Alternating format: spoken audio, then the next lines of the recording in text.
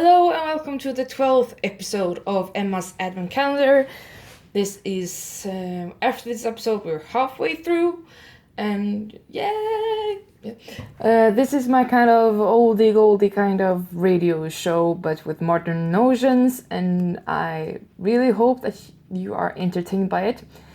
I have been reading from my Holly Jolly Advent Calendar that I've created myself with some joke scrolls, but I found that they are not that funny, so I'm trying different medias to see if there is any other jokes out there in the first part of the programs to read for you guys. And I found one site that I think is a bit funnier at least, and I'm gonna try them on, both for me and for you. So here's the first one. A 7-year-old's Christmas list with dad's edits. And it reads that the 7-year-old wishes for a new radio. And then the dad says, "Done. I'll throw in my old Betamax collection as a stocking stuffer." $1,000. You won't cash? Clear the spiders out of the attic. I'll give you $3 for it. A light-up racer scooter that is the color blue. Dad, for Christmas, can I get hit by a car? A pet puppy border collie with a peace sign collar and a leash. Do you see any borders in this house that need patrolling apart from the bathroom door when Daddy is having his alone time? No. Okay. Gift giving isn't everyone's strong suit. One year my father gave Mom a DVD. In and of itself, it wasn't a bad gift. Except A, it was a rental. And B, we didn't own a DVD player. And that was from Amy Marshall Hodges, Canton, Michigan. It's the thought that counts, remember that? So think about it before you decide on the Christmas present. Mr. Mark.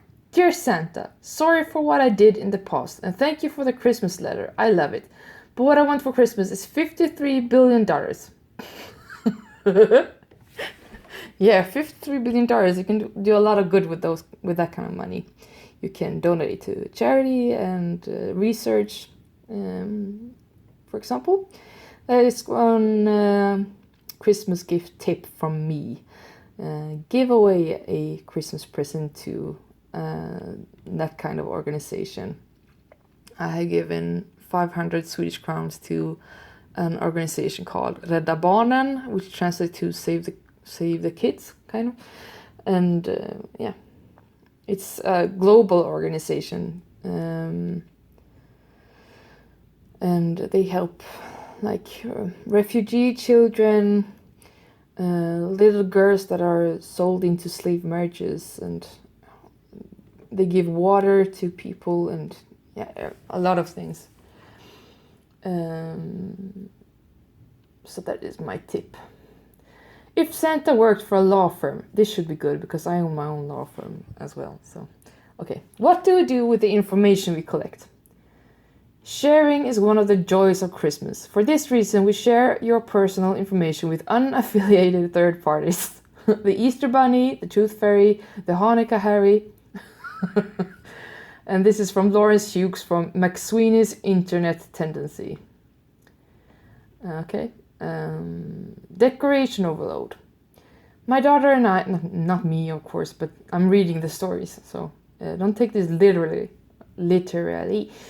Decoration overload. My daughter and I took the long route through the neighborhood to admire the Christmas decorations. One yard contained a trove of lights, ornaments, elves, carolers, trimmings. In short, it was a mess. My daughter summed it up perfectly when she announced, "It looks like Christmas threw up."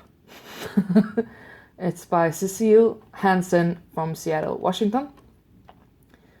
The Little Drummer Boy's greatest hits includes the songs Pom Pom Pom, Rum Pom Pom, Ba Rum Pom Pom, Rum Pom Pom, Ba Rum Pom Pom, and special bonus track Pom Pom Pom, Ba Rum Pom Pom. Okay. How we fix our Christmas mood classic. How the Grinch Stole Christmas. Christmas Against Humanity. A Christmas Carol. Bob Marley. I've thought of that a lot of the times. You know, Marley, the ghost Marley. I always think of Bob Marley, so I understand it was Elf. A Christmas Feral. I think this was funny. Oh my gosh. Okay.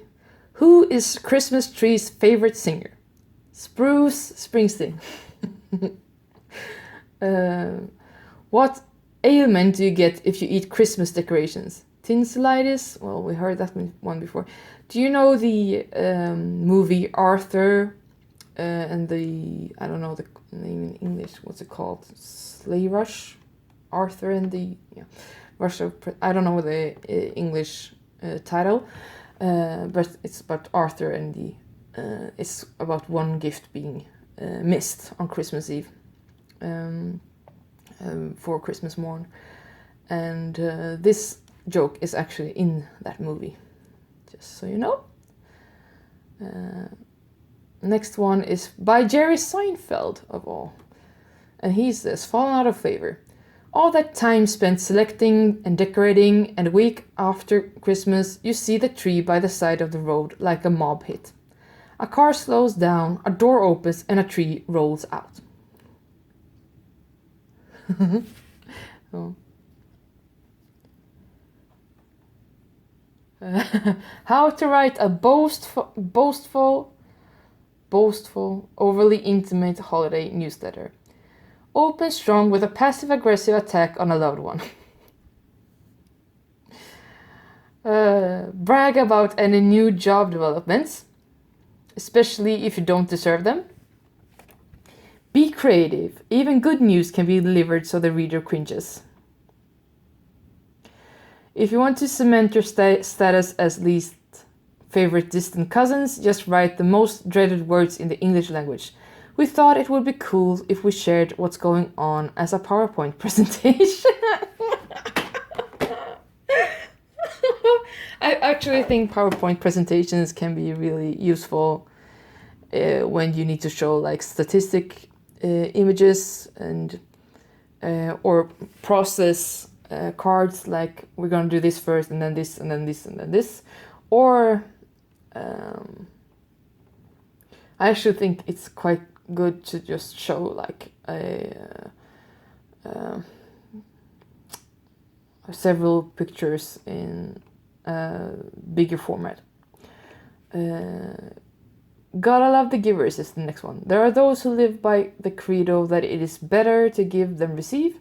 These people are, of course, fools. Still, without them, we wouldn't get as many presents. Okay, I'm a fool then, I think. Well, I enjoy getting gifts as well, but mostly I just want money so I can buy my own gift, because that is when it's gonna be the most appropriate for me and the most appreciated. Or you can, if you want, get a preview list of what I actually want, as we did in the old good days when I was still a child. I didn't write that many things on my list though. It was more like simple. I want a bike, or I want, I don't know, a Barbie. I didn't want so many Barbies though. Mostly I wished for like music things, or like another, stuffed animal. Like a stuffed animal for children, you know what I mean. Next one is a Christmas cringe. This eyebrow-raising ad was spotted in a newspaper around Christmas time. Congratulations, George B., for pleasing 15 women for an entire day. We were all exhausted and very satisfied. The next day's ad said, our sincere apology to George B. Our intentions were to thank him for a generous holiday shopping trip which he arranged. Any inappropriate innuendos were unintentional.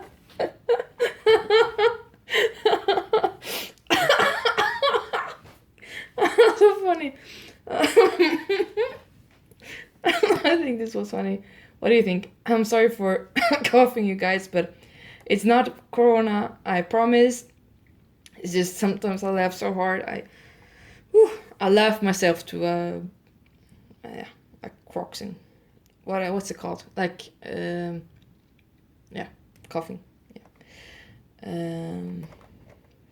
I think we're gonna save the next ones for the next episode. So please stay tuned for more program.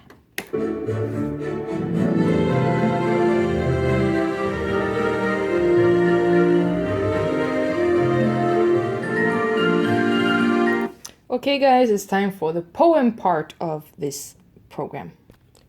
And the first one we're gonna do is by Charissa K. Chuck, published in December 22nd, 2018, and it's called Blessings and Good Tidings. Rows of houses blanketed with snow, Christmas lights loosened and aglow, a reindeer, a sleigh, like artwork on display, stories unraveling, brass bells ringing, smiles and laughter and joyful singing. Come gather round the table tonight. Cold is the winter, warm is the fire, blessings, good tidings to all of your days. 'Tis the season to celebrate, sheathe your swords of anger and hate. A candle, a wish, the flickering of a flame, love everlasting, love never ceasing, peace and rest to ease our breathing. Come gather round the table tonight. Cold is the winter, warm is the fire, blessings, good tidings to all of your days. It's quite nice, but I think it was overly complicated. Especially if you want to be commercial with this kind of thing. But a nice variety, I think. The next one is Christmas is Here, published December 21st, 2018 by Abundance C. Nuoso. Christmas is here. Cold days and hard long nights. Trees shimmed with tiny lights, their branches pointing ever high, reaching for the midnight sky. Christmas is here. Delicate snowflake dancing down, piling high across the town. Children running round and round, while parents watch in the background. Christmas is here. Warming cold hands by the fire, listening to singing by the choir. Stockings hanging in a row, wishing not to go so low. Christmas is here. As children climb into bed, Santa arrives with his sled, mince pie stuffed in his mouth, as he shouts, "Ho, ho, ho, Christmas is here!" Sorry for the bad impression of Santa. Okay, next one is Annabelle Sheila's poem from December 2008, Listening for Santa. A squeak on the stairs. Could Santa be here? Better pull my blankets up to my ear. He comes down the chimney, that's how he gets in. Santa uses magic to make himself thin. I better keep still, can't make a peep.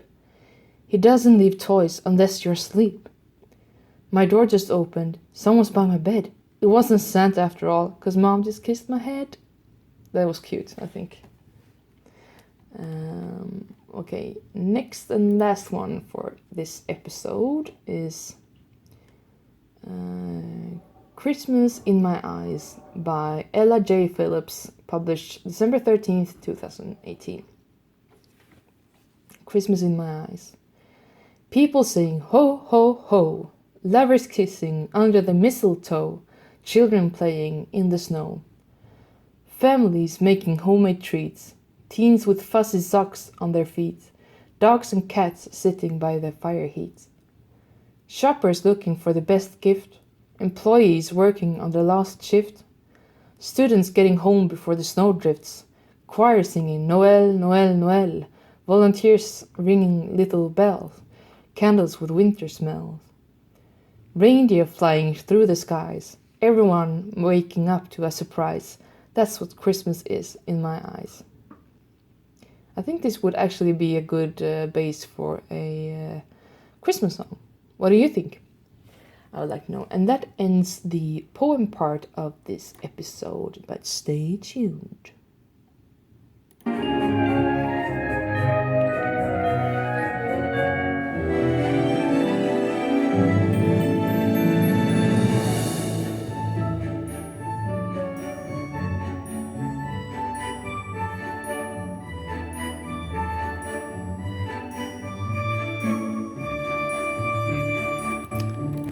And now on to the last part of the episode, and that is to announce the Advent Song Calendar Song of the Day. And this is a preview of it, and if you want to hear it all, you have to click the link in the end of this video, which comes up as a kind of picture in the end of the video if you don't know. And if you like this video, or any other video that I made, or any song that I made, or anything I said, or anything, please don't hesitate to press the like button, share it with your friends, and please comment. I want to interact with you guys. I want to know who's listening. I want to know I want to know what you think of the contents, and if you have any improvement suggestions, I'm all ears. But mostly I want you to press that subscribe button, and don't forget to press the bell notifications button so you don't miss out on anything that you don't want to miss out on. So here's the song that is for this day of the 12th of December.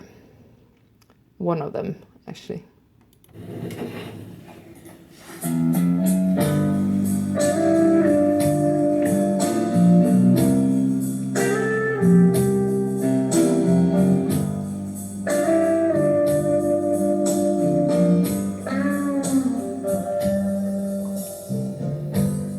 Christmas, baby, sure did treat me nice.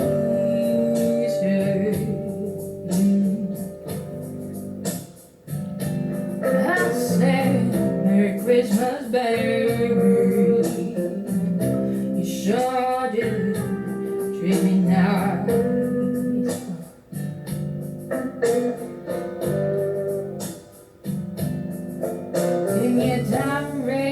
Christmas now, now I'm living in paradise.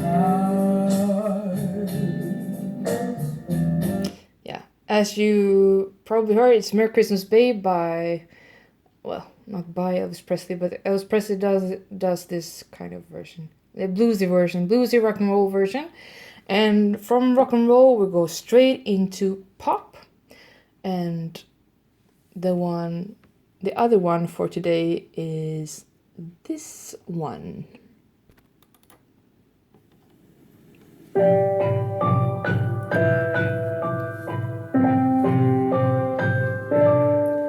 And I don't want a lot for Christmas. There is just one thing I need. I don't care about the presents underneath the Christmas tree. I just want you for my own, more than you could ever know. Make my wish come true. All I want for Christmas is you. Yeah, All I Want for Christmas, Mariah Carey, a slow version, and that's the way I like it when she does the more like rock and roll version as well, but I want this song to be more intimate since it's a love song. I will link at least one of these videos in a picture link in the end of the video, but I will link the other one in the description so you don't miss out. You can't link too many like picture links in at the same time.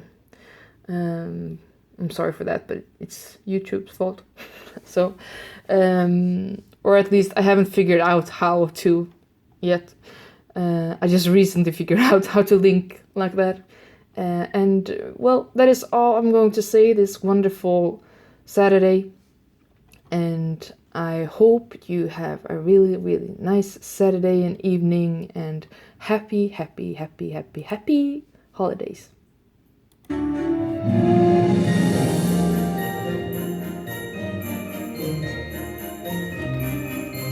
But wait. Ooh. You were about to miss out on something, and that is the story part of the program.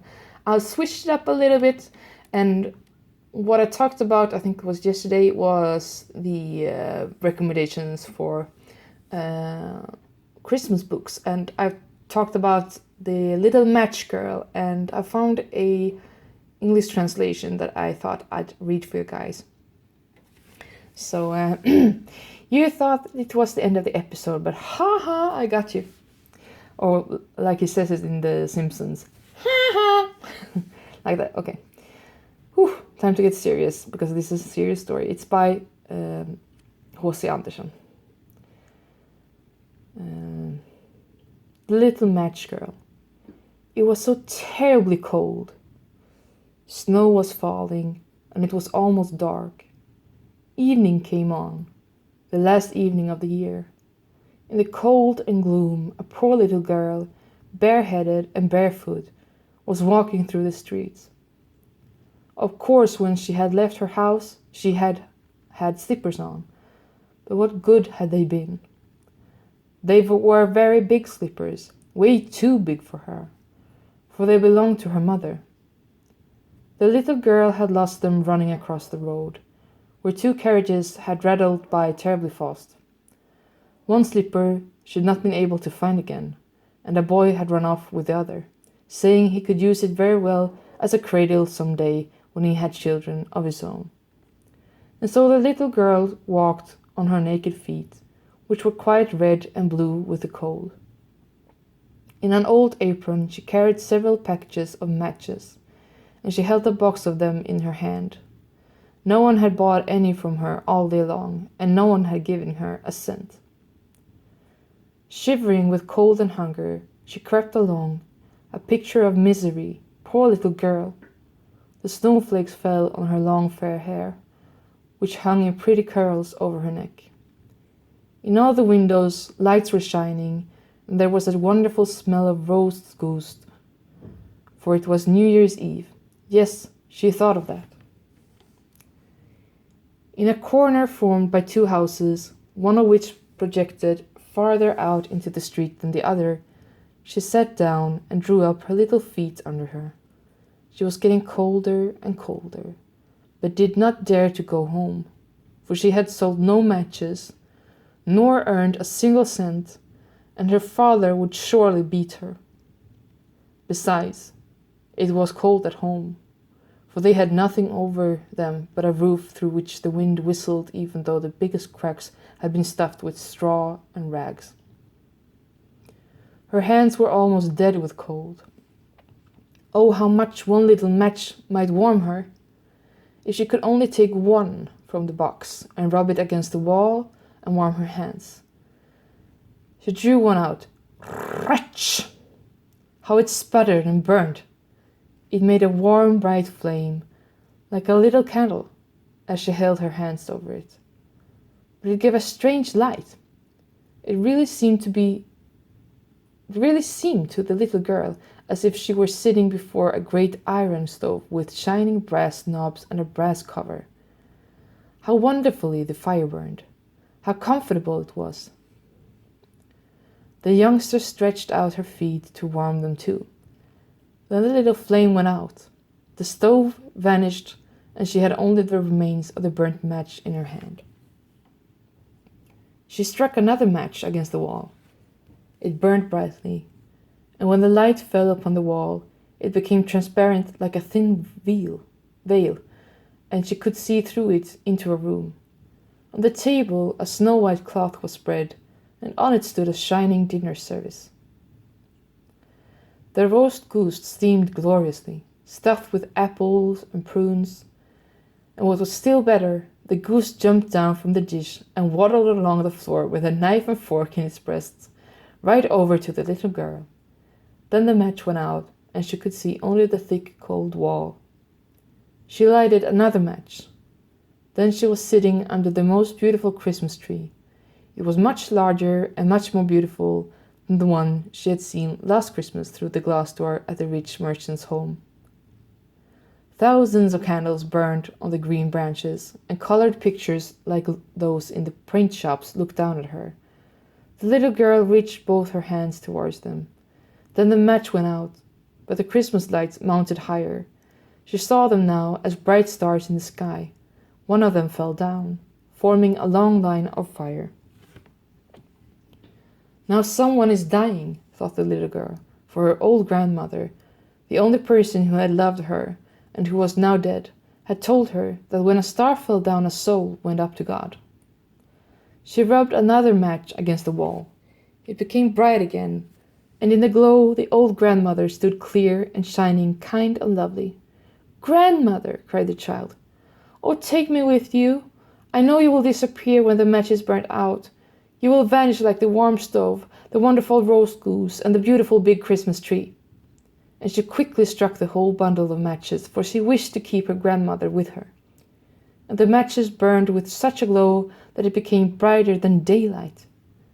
Grandmother had never seemed so grand and beautiful. She took the little girl in her arms, and both of them flew in brightness and joy above the earth, very, very high.